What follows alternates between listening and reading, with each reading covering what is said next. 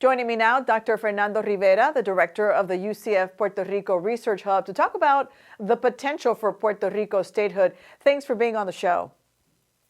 Thank you for having me. We have so much to talk about. Right off the bat, I want to talk about this.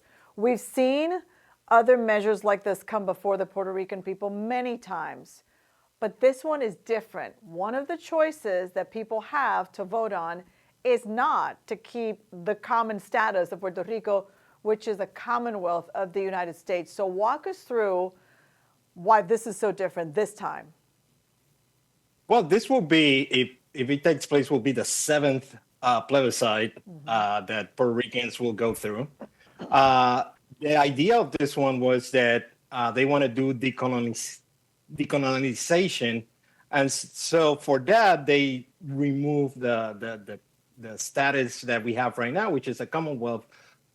For some in the independence and the statehood party, those are a colonial system. So that was the sort of the reasoning behind not including the Commonwealth status. But obviously, you know, a big percentage of the population does still support that status. So it's going to become a little bit controversial if it goes that way. So we have 3.2 million people on the island. Am I ballpark correct on that? That's perfectly fine, yeah. But many more Puerto Ricans that live in Florida, that live in New York, and other parts of the mainland. So they're watching this very carefully from afar and wondering what happens next. What's in it for Puerto Rico if they were to become a state, which is, by the way, a long process, because you were calling this, I mean, it's called un plebiscito, but you're saying it's kind of like a survey? Well, I mean, it's not binding to any legislation whatsoever, and you know, right now we don't have any type of projects that you know will make it binding. You know, the conversation that has been going on is whether Puerto Rico is going to be incorporated, which is the next logical step for Puerto Rico to become a state. But that will mean that Puerto Rico will have to pay taxes like any other state, and it's not guaranteed admission to the nation out here. So I think in terms of political, I don't think the environment in Congress right now is to admit another state. But I think for the governor is sort of the push to continue the conversation out there. And honestly, there's some local political inclinations for the governor to include this question.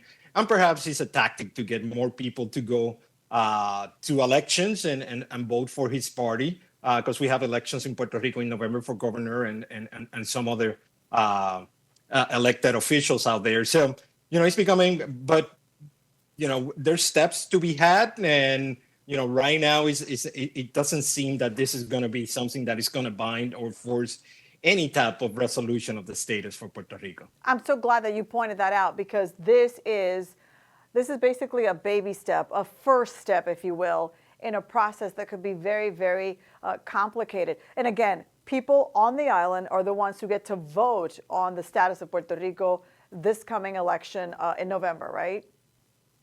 Yeah, absolutely. And I think one of the most controversial things is that there was some funding, federal funding, that was approved by Congress, by the Obama administration, for a plebiscite, an eventual plebiscite. And this time around, they're not using that funding, so they're using local state funding out here. And now it becomes an issue with all the economic problems that are happening on the island. Why do this now when there's really not, you know, a binding resolution or anything like that that could lead to statehood or any other type of change of status? Yeah, so much happening in the world of politics in Puerto Rico because, as you know, Governor Pierluisi lost the primary, so now he just has a few months in office. And now Jennifer Gonzalez, who's also a member of his party, trying to figure things out for the general election. So complicated stuff, but we're glad that you're able to join us here for the conversation. Thanks for being on Spectrum News. Thanks for watching our YouTube channel. Let Spectrum News be your resource for balanced, in-depth political coverage. And click the subscribe button here. You can also download our app and watch us on TV to learn more about the candidates, where they stand on the issues, and more. We'll see you then.